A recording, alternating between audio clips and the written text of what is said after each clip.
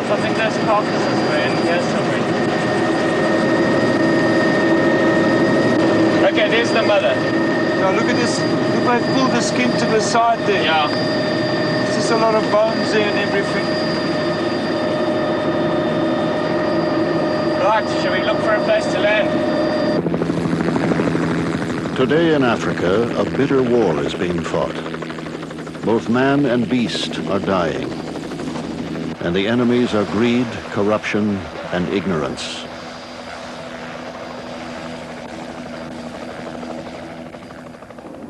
The battle is being waged over the black rhino, sought by poachers for its valuable horn. In the past 15 years, over 95% of the animals have been slaughtered.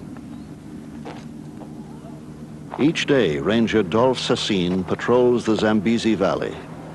But for this mother and calf, he was too late. A lot of people would say, what does rhino do to the bush? As a bushman, you can turn around and say, the rhino has been created by God as part of creation. We need it to look at it. It's a beautiful animal, and we can live side by side.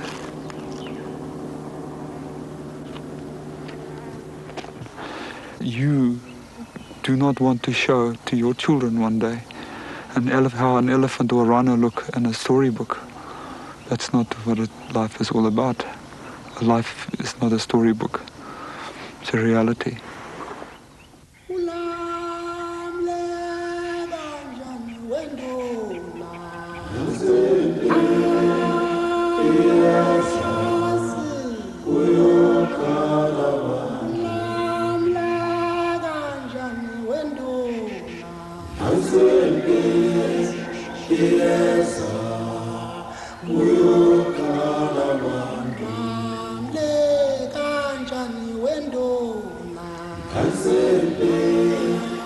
For 45 million years, one of the planet's most primitive mammals wandered the plains and forests of the world with little to fear. The rhino has few natural enemies, but that role has now been filled by man.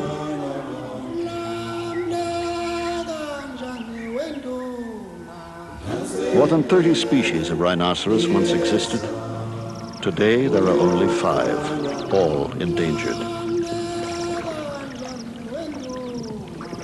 In Asia, the Javan, Sumatran, and Indian rhinos are down to critical levels.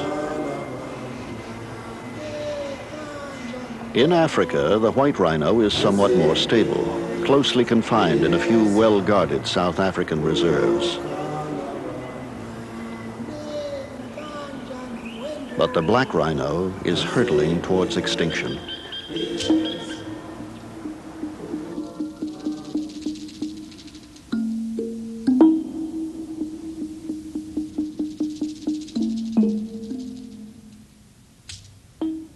If, as we say, in this early 70s, there were 65,000 rhino on the continent, we are down to 4,500 now. That's an indictment upon somebody or a group of people or nations It's come down throughout Africa, this disease, this cancerous situation, plundering the wildlife of Africa. Through the years, the black rhino had already been depleted through much of its range. It is the recent wave of slaughter, though, which has devastated the animal. Starting in the early 70s, poachers swept through East Africa, all but wiping out the populations of Kenya, Uganda, Tanzania, Zambia, and Mozambique. Now they have begun to threaten Zimbabwe. In 1977, the situation took an even more severe turn for the worse in Kenya's Meru National Park. In one 3-month period, the toll on the rhinos reached 53, and rangers began to be attacked and killed by armed Somali poachers. Peter Jenkins was the park's warden during that time. When I went to the Meru Park, we had a population of black rhino between 200 and 250.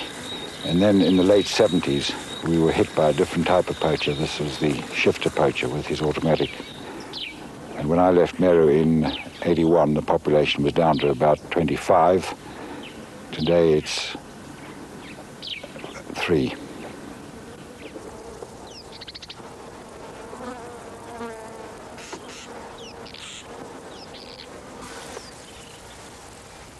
The beginning of the rhino's decline can be traced back to the mid-19th century. Modern guns were introduced into Africa, and killing became easy, efficient, and popular. Some Europeans developed a taste for rhino meat. Others hunted for the sheer sport of it. When a rhino charges a man, that's nothing. But when a man charges a rhino, that's news. So here you see the tables reversed. We are now in a district thick with rhino. Mosi dislikes rhinos more than any animal on earth. For years they have been chasing her. And here was a chance to give them a taste of their own medicine.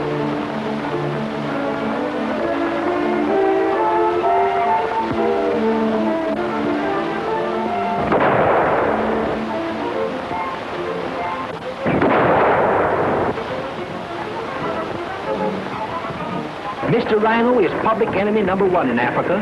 He's afraid of nothing. If your first shot doesn't stop him, good night.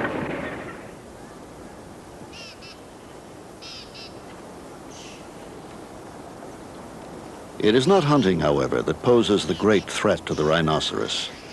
Instead, it is the demand for the horn. Ironically, the very feature of the animal that evolved for its defense may bring about its extinction. Though hard and strong like bone, the horn is made of keratin, like the human fingernail. It grows throughout the rhino's life at a rate of about 3 inches a year. On a full-grown adult, it may reach over 4 feet. For thousands of years, rhino horn powder has been a treasured commodity in the Far East.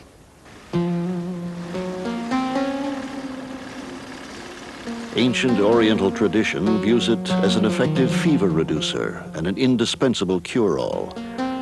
The use of rhino horn as an aphrodisiac has been greatly exaggerated and is found only in parts of western India. As early as the 16th century, rhino horn powder was recommended in a classic encyclopedia of Chinese medicine, still widely consulted today. The best horn is from a freshly killed male. Black is better than white. The tip has the most virtue. Pregnant women should not take the powder or they will miscarry. Modern medicine considers the claims highly unlikely, and almost all Far Eastern countries have officially banned the importation of rhino horn. Still, the local market flourishes. In the back streets of Taipei, Bangkok, and other Asian cities, African rhino horn retails for up to $7,000 per pound.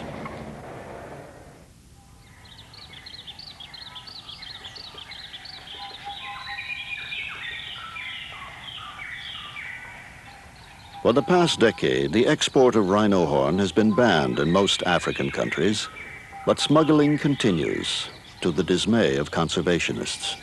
back in the 1970s, when there was very little effort to control the trade, the outlets were very diffuse indeed, going out on aircraft, on boats, and perhaps overland as well. But nowadays I think that the routes have become rather more confined, and most countries seem to point a finger at Burundi as the major exit point in Africa for rhino horn. So I believe a very large proportion must be going out from this one country. But we also know from countries like Zimbabwe and Tanzania that a certain amount of rhino horn has gone out in diplomatic pouches. It's almost certainly an international illegal network, if you like, involving corrupt government officials, corrupt businessmen, and corrupt politicians. And it's this sort of triangular mafia-like alliance which has made it so powerful. It's not only affected rhino, it's also affected elephant and ivory. The two are very closely linked.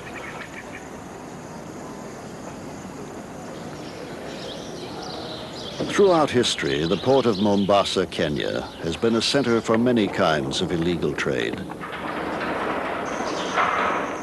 Rhino horn, leopard skins, gold, ivory. Each dealer has his specialty. This pile of ivory, taken from 500 elephants, was hidden in falsely labeled spice crates.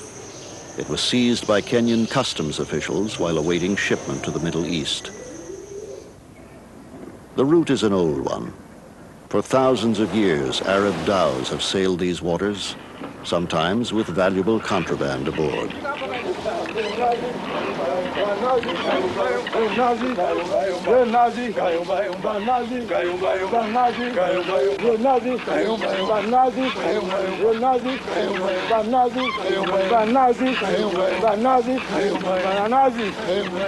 In this way, the horn of countless slaughtered rhino have made their way across the sea.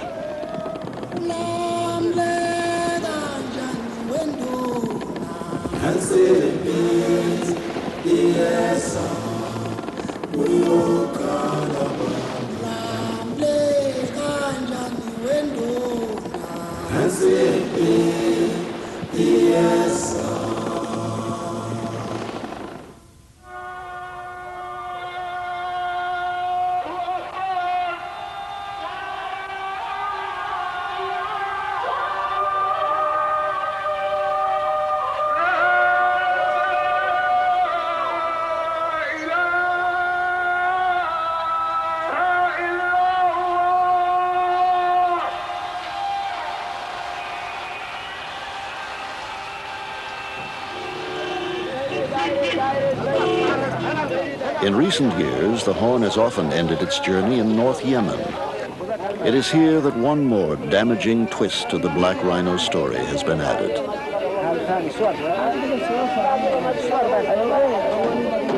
The oil boom of the early 70s created lucrative work for migrant Yemeni laborers in Saudi Arabia and other Gulf states. For the first time, the workers had ready cash to spend on luxuries, including the ultimate symbol of virility, the rhino horn dagger, or jambia. The discovery of the new threat to the rhino was made by Kenyan-based geographer Esmond Bradley Martin. I first came into North Yemen in 1978 when I was doing a general sort of survey of the country, and discovered at that time that perhaps 50% of all the rhino horn in the world was coming up here to Sana'a for the making of dagger handles. The rhino horn handle, once reserved for the aristocracy, is treasured far above alternatives like cow or water buffalo. A fine antique may sell for $15,000.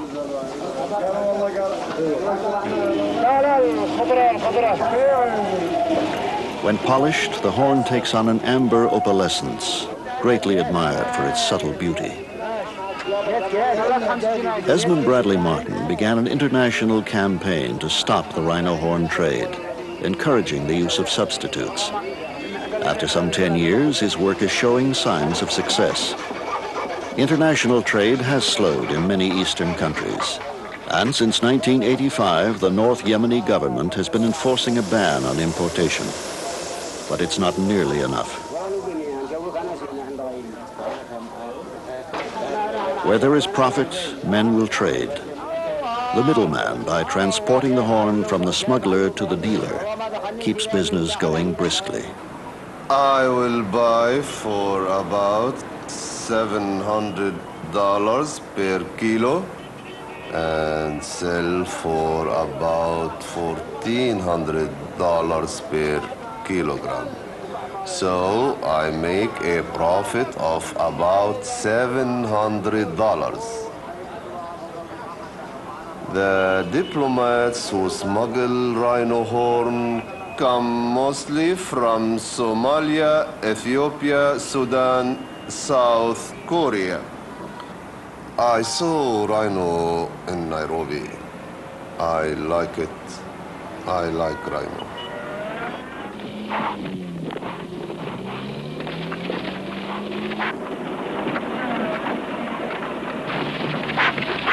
Despite the rhino's size and fierce reputation, it is sadly easy to track, find, and kill. Its thick hide offers no protection against bullets, and its behavior patterns are too predictable to elude the determined poacher.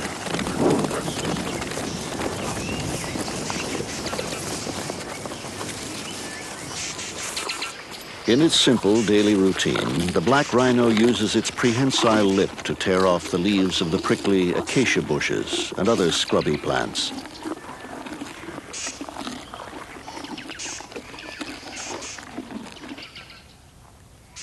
A solitary creature, it lives on a home range of from 1 to 12 square miles. The rhino's territory may overlap with another of its species, but it is persistent in marking its range. The animals spray urine or track their dung across the area and so spread their scent.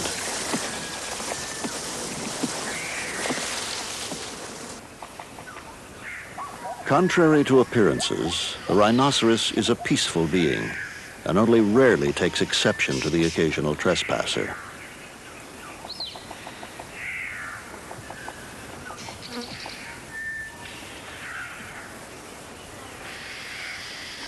Although it can hear and smell acutely, its eyesight is poor. Help comes in the form of the oxpecker, which serves as a lookout. In Swahili, the oxpecker is known as askari wa kifaru, the rhino's policeman. When alerted by its tiny bodyguard, the rhino may panic and run. But since it is both curious and nearsighted, it may be enticed from the bush, sometimes fatally, by the human voice mimicking its call.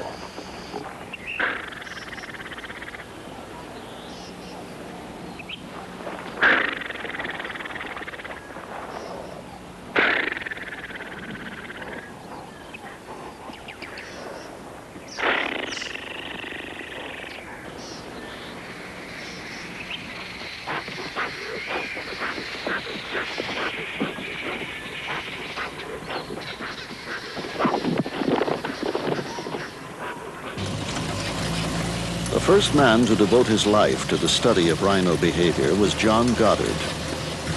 While living in Tanzania's Ngorongoro crater during the 1960s, he developed a genuine affection for his lumbering, primitive subjects.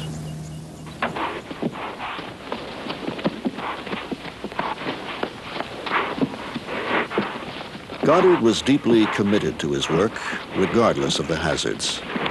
Even a tranquilized rhino can be dangerous. Weighing up to 1.5 tons, an adult bull represents a serious threat.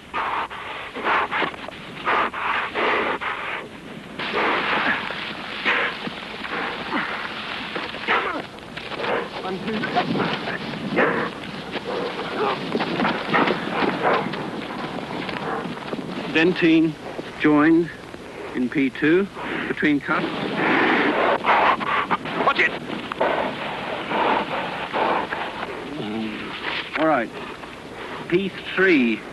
Dentine almost joined between cuts. For 7 years, Goddard carried out exhaustive field work. recording each minute feature of the rhino's appearance and behavior. 16 years after Goddard's own death at the age of 35, the number of rhino in his research area had plummeted from 108 to about 20. Many were the victims of poachers.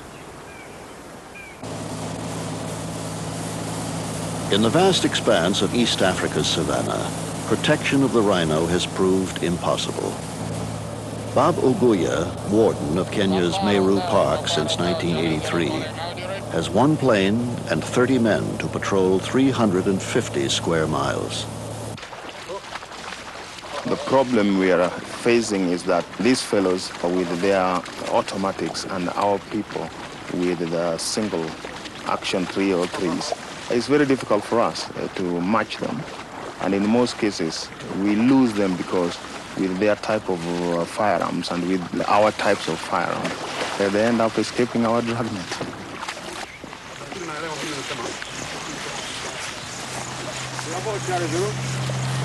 Can you tell that guy to continue down the fire up?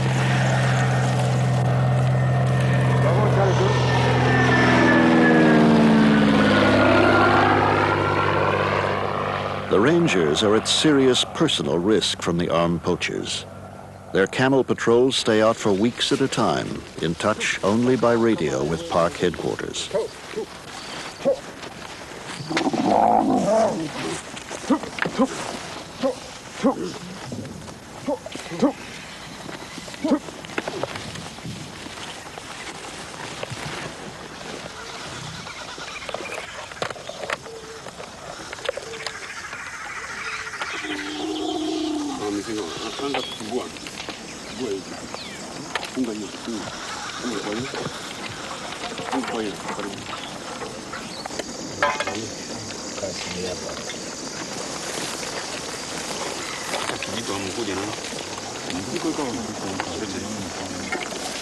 Despite the men's vulnerability and outdated equipment, they are dedicated and loyal, even in the face of tragedy.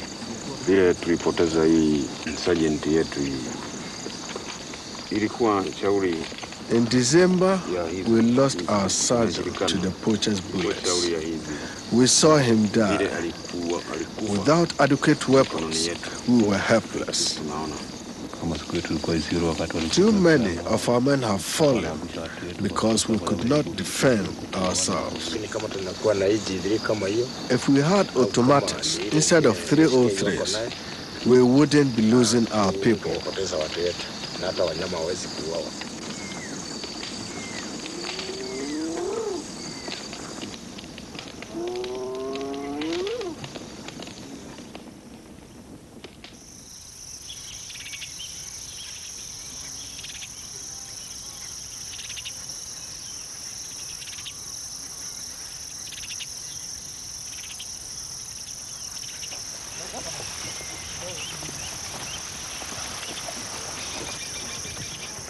With the rhino population at such critical levels throughout Africa, every animal is important.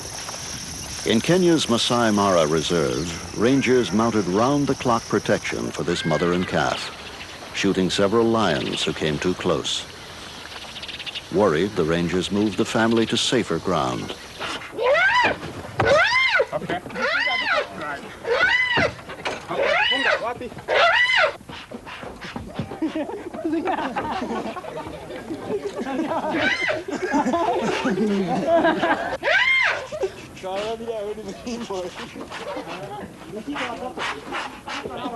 The calf was better protected, but his mother kept trying to get back to her old territory, leaving her baby open to attack. The lions seized their chance. After the incident, the rangers turned to Daphne Sheldrick, who raises wounded and orphaned animals. On one of the occasions that she was away, the lions got in and they caught him and actually made a real mess of him. Fortunately, they were young lions and they weren't very experienced, but they certainly chewed him up very, very badly, and he was dumped on my doorstep, more dead than alive. I must say he's a fantastically plucky little rhino. In fact, his mother's a very placid, dozy old cow, so I expect this has made him have to be slightly more alert. The first thing we had to do, of course, was get a friend, because he'd been through tremendous trauma, so we got the sheep. They've been good friends ever since, and wherever Sam goes, so the sheep follows, and they play together and wander around together, and he'll just grow up here until he's weaned off milk, and then we'll have to send him somewhere to be a wild rhino.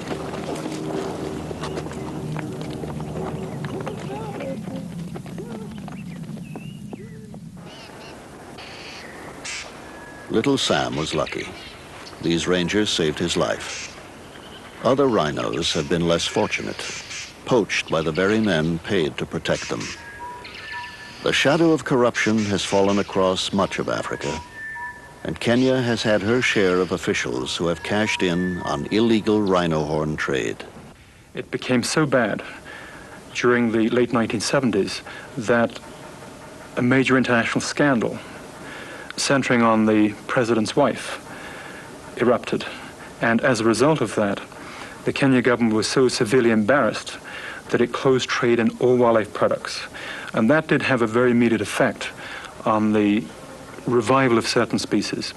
But the two species which showed no revival whatsoever were the main trophy species, elephants and rhinos. And by the early 1980s, it became clear once again that major elements within the Wildlife Department, ex-Game Department people, were once again very involved in poaching. All of this might now change with the appointment of a new director of the Wildlife Department. That is Perez Linda, who was former director of the National Park Service. And this has created a tremendous enthusiasm throughout Kenya. And we feel that this is just in time to revive what is our most important effort, and that's a major plan to save the rhinos in Kenya.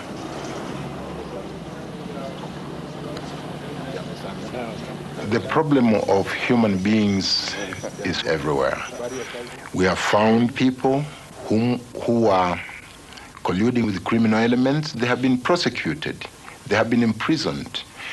And I'm afraid that I cannot and I will not compromise with or collude with people who are out to do things that will harm conservation and wildlife in this country.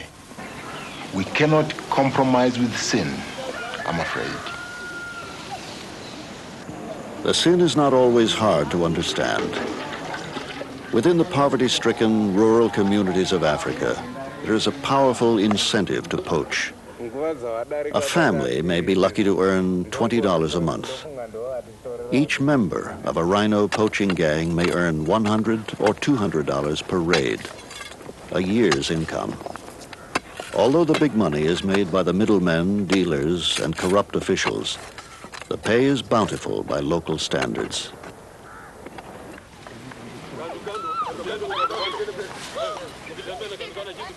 One Kenyan who has fought against poaching in a very personal way is Michael Werike. Known throughout East Africa as the Rhino Man, he has walked more than 1,400 miles and raised over $60,000 on his crusade to inform Africans of the threat to the black rhino. People are very hospitable, very concerned about my welfare. Not only my welfare alone, but even that of my snake, which is a very, very strange thing. Africans are very scared of snakes. And to have people showing so much concern about an animal they fear so much is a very touching thing.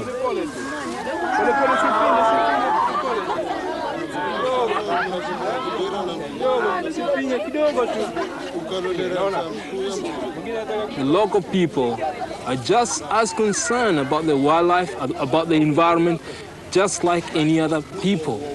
And I think it is very important that wildlife awareness should be taken to the people, for it's them who have the final say. And they are ready to cooperate, provided that they're given the right information, the right encouragement. Nyanda za juu, Eldoret. Nafaru wetu wanauawa kwa shauri ya watu ambao wanataka kuwa matajiri upesi, waendaji haramu na walinzi ambao wanaweka pesa mbele kuliko dhamana ya masigara. Even with the work of dedicated men like Warike, Kenya's war to save the wild rhino has essentially been lost.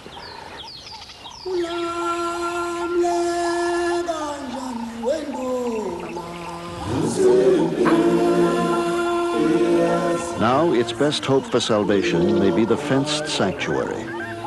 Although critics view them as glorified zoos, they are far easier to manage than the huge reserves. In some cases, it is private citizens who have taken up the cause.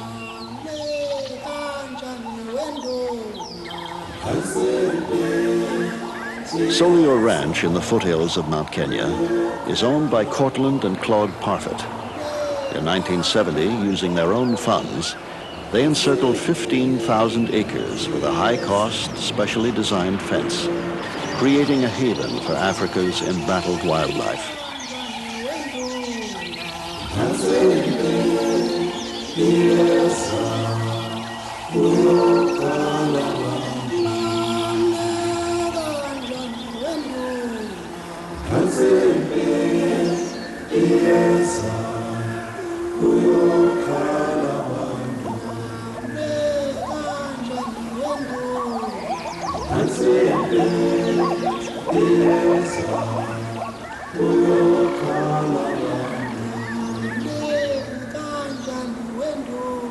Over a 10-year period, they introduced 23 black rhino and 16 whites. Protected, the animals thrived. In less than 20 years, the number of black rhino had quadrupled. Now Solio had a most unusual problem: overpopulation. The Parfits gave 15 of the black rhino to the Kenyan government's first enclosed sanctuary at Nakuru National Park. Transporting the animals to their new home is a huge undertaking. The selected rhino are located from the air.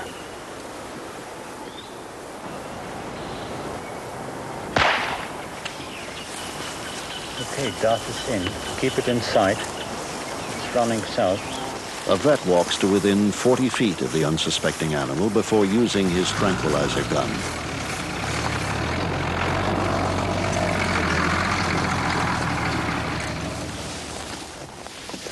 A new fast-acting drug brings the rhinoceros down in minutes, but great care must be taken to prevent it from injuring itself. A second injection of antibiotics prevents infection in the dart gun wound. Okay, watch your haze. This is Jerry Butena. Yuma. Hi, Yuma.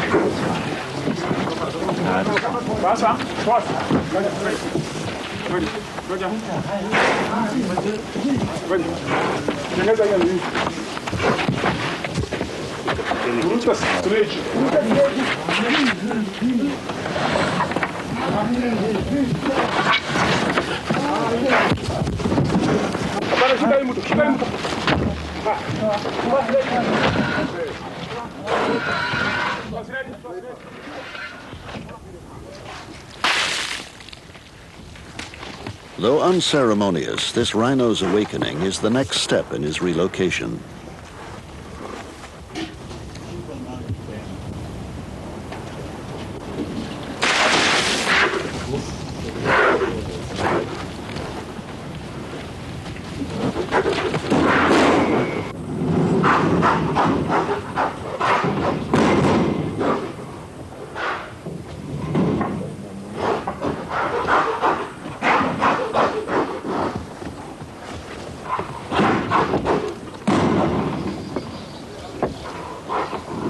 The animals are kept in holding pens for about 2 weeks to overcome the stress of capture. Soon, though, this young bull will be installed among the tourists and flamingos of Nakuru.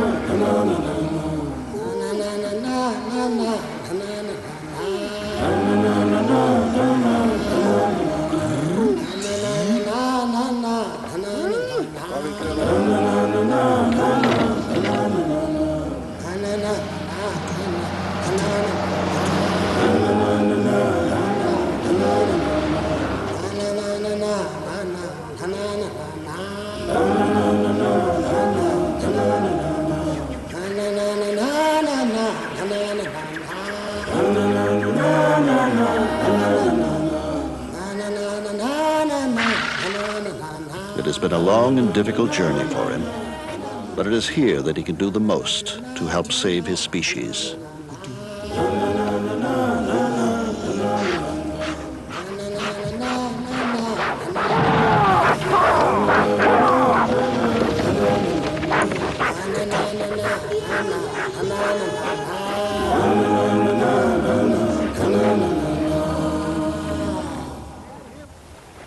Although the rhino may be well protected in fenced sanctuaries, the situation creates another problem: inbreeding.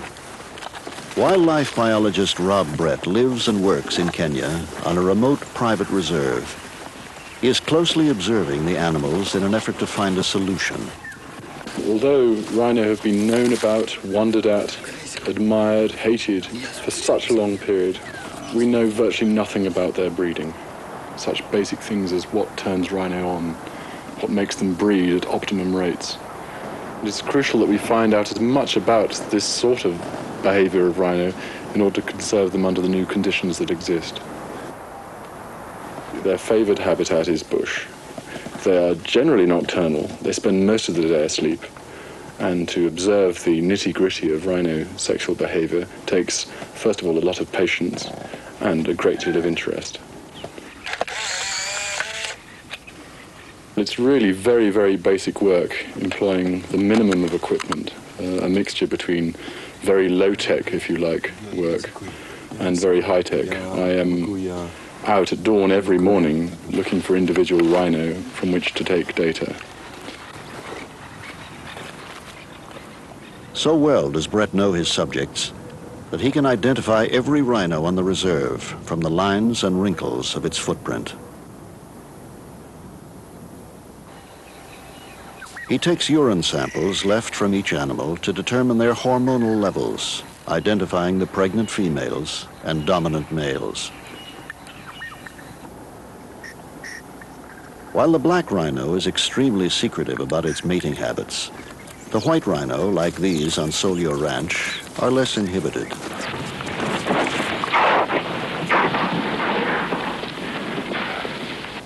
This dominant male has asserted his influence and now begins his courtship, which may last for many days. He approaches the female and rests his head on her rump.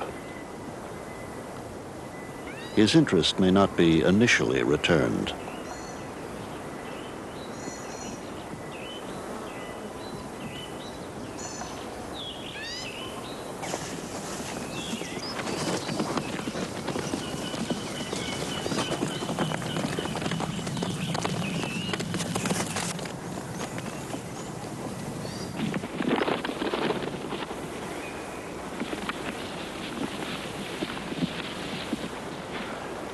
But his persistence eventually pays off, and mating occurs, sometimes lasting over an hour.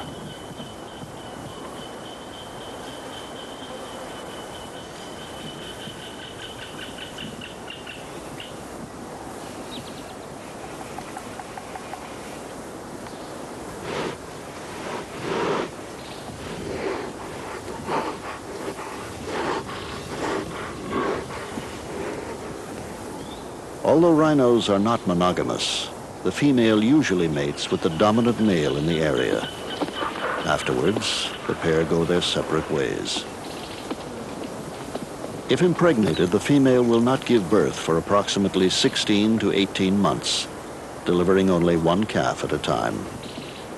A newborn rhino, which weighs up to 120 pounds, will stay close to its mother until she has a new calf, for some 2 to 4 years.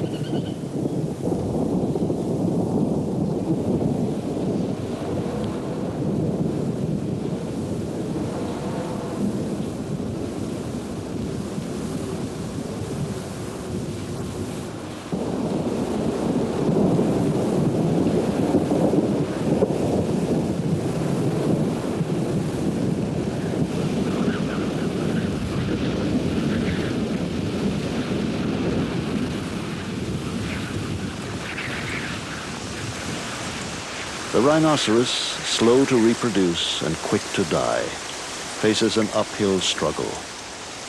In the wild, there are so few left that some never find a suitable mate. In Kenya and elsewhere, the fight becomes increasingly grim and ever more complex.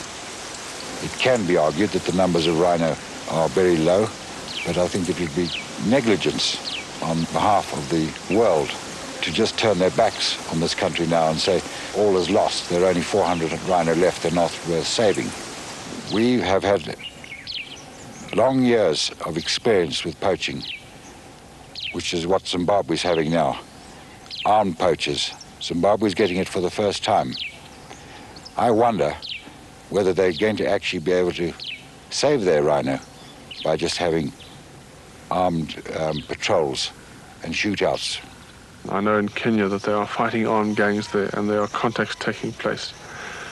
But we've, right from the onset, have taken on this task as a war and not as a conservation exercise purely and simply.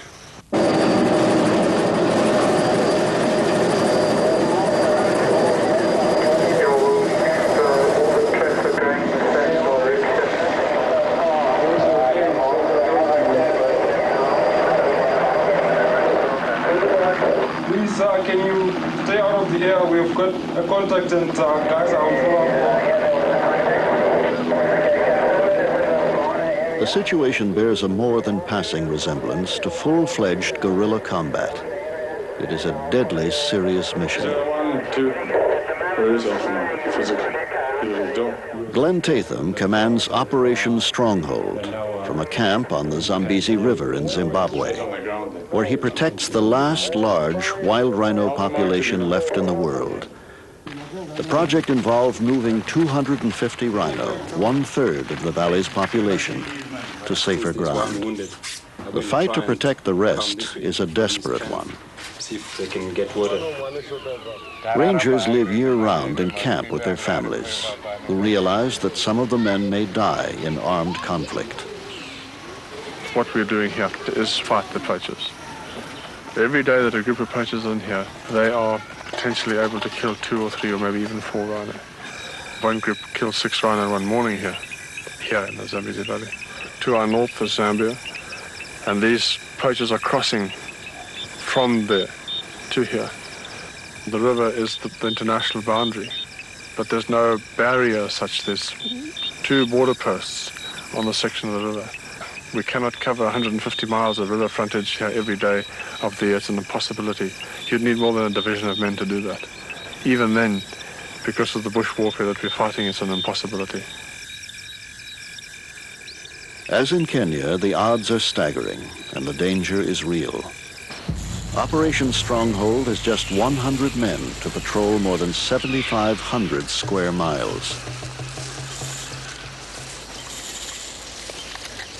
Many of the rangers are veterans from opposite sides of Zimbabwe's war of independence, now fighting together against a common enemy. Facing heavily armed Zambian-based poachers, the rangers shoot to kill with the government's consent.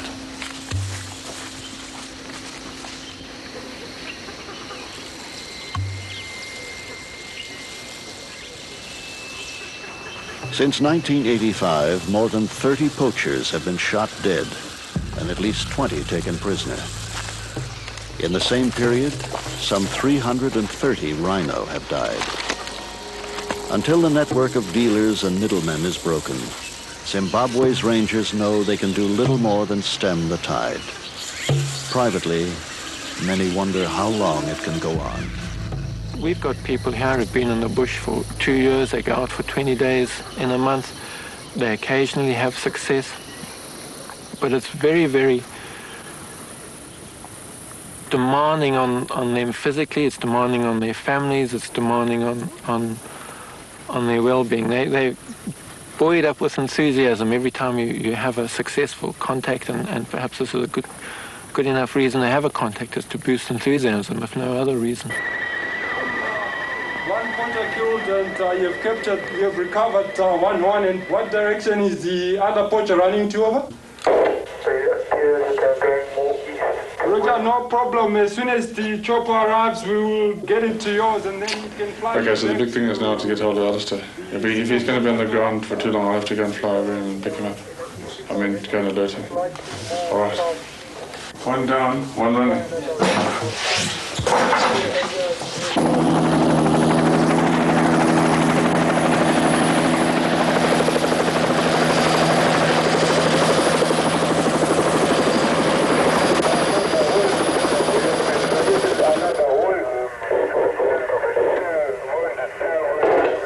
Okay, can't we get them in and start leapfrogging her?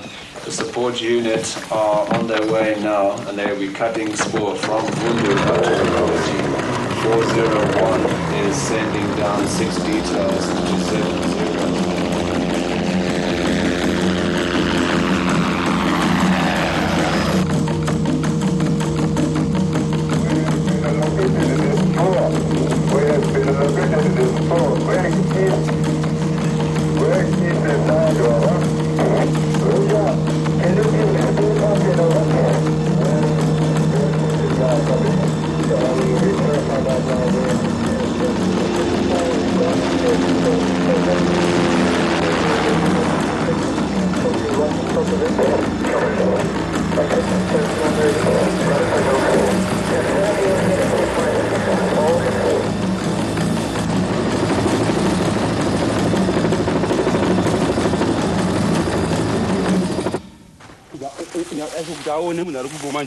Kubaro futhi dzimwe futhi to 5 shots one time. Uye manje wala utatiza achibva achera mwankumana futhi 5 shots manje. Ukuruka manje kwachivhadi achivharidzawo 4 shots dze-AK. Kumvura manje kuya. Kumvura manje. Manje mochanga achigeza abva asiya bhuti ipapo papo. Mainonga changu to. Itazinonga. Inezigugu zose.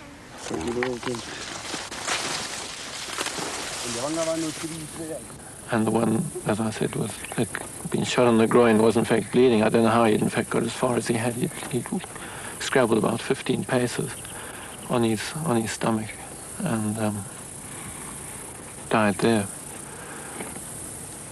It all happened so very quickly. One tends just to pick up little images of what was happening rather than as an overall thing. You get images of rounds from the people behind you, the expended cartridge cases landing on your head.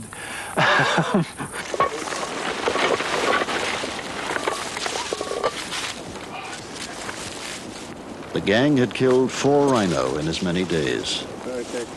Each poacher had risked his life for a few $100s.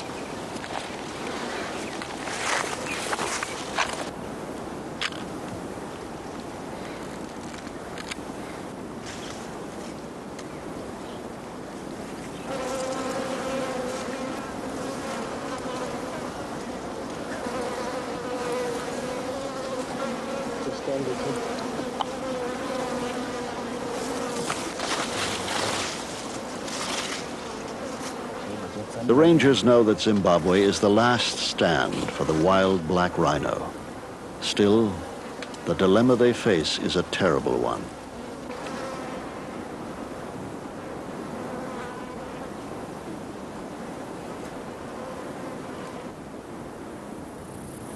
One often wonders about the human life or a rhino life. And at this stage, it's a human life for about 20 rhino lives. The morality is perhaps secondary to the fact that there doesn't seem to be any other way in which we can, in fact, stop these blokes from getting away and getting back. A group of poachers will come into the country. They'll start killing rhinos. We've got to react to that. And one must never forget the central objective of this whole exercise, this whole operation, is save the rhino. We are not manhunters. We're not mercenaries. We are here as conservationists. But desperate situations require desperate measures. No, there's no joy in killing people, but it's a job, and quite obviously we just pawns on either side for men who are just exploiting people to make himself rich.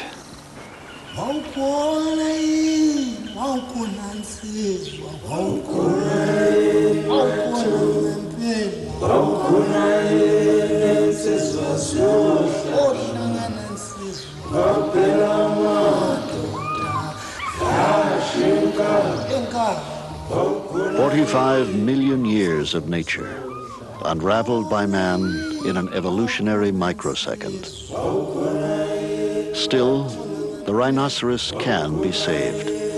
If a major international effort were mounted to stop the poachers, the rhino would almost certainly bounce back. But until the incentive to kill is removed, the profit for the poachers, middlemen, and dealers, the battle will go on. If the fight is lost, the rhino will be doomed to exist only as a drawing in a child's picture book of things that once were and are no more."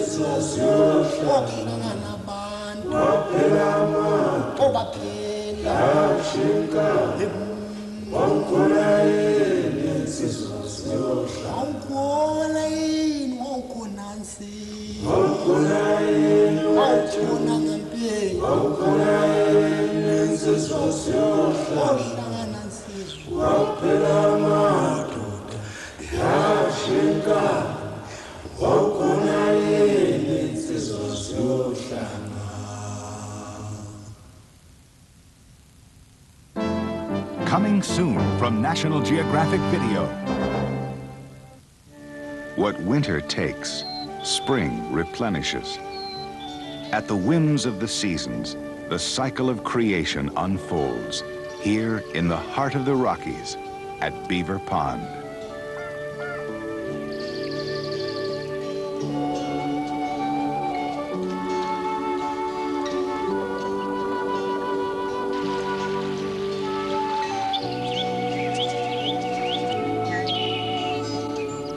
A gentle creature, buffeted by the elements, bound by the waters to a rich and colorful wildlife community.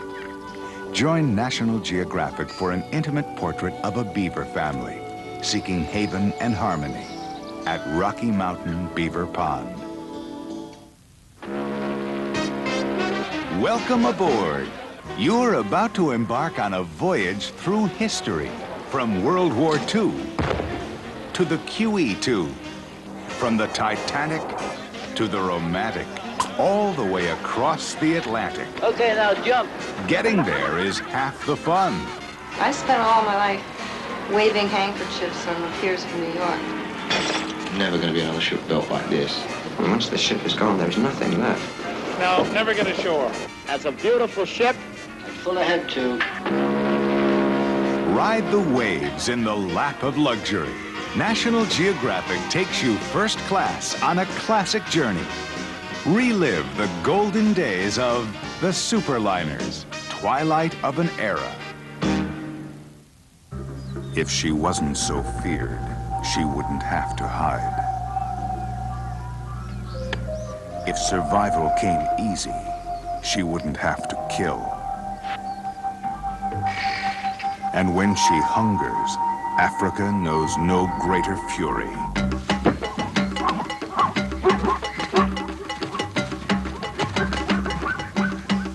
Living in solitude, stalking in silence, she walks in mystery. National Geographic presents an intimate portrait of a mother and her young. Venture into the lair of the secret leopard. National Geographic Video, undeniably collectible and affordably priced, only from Vestron Video.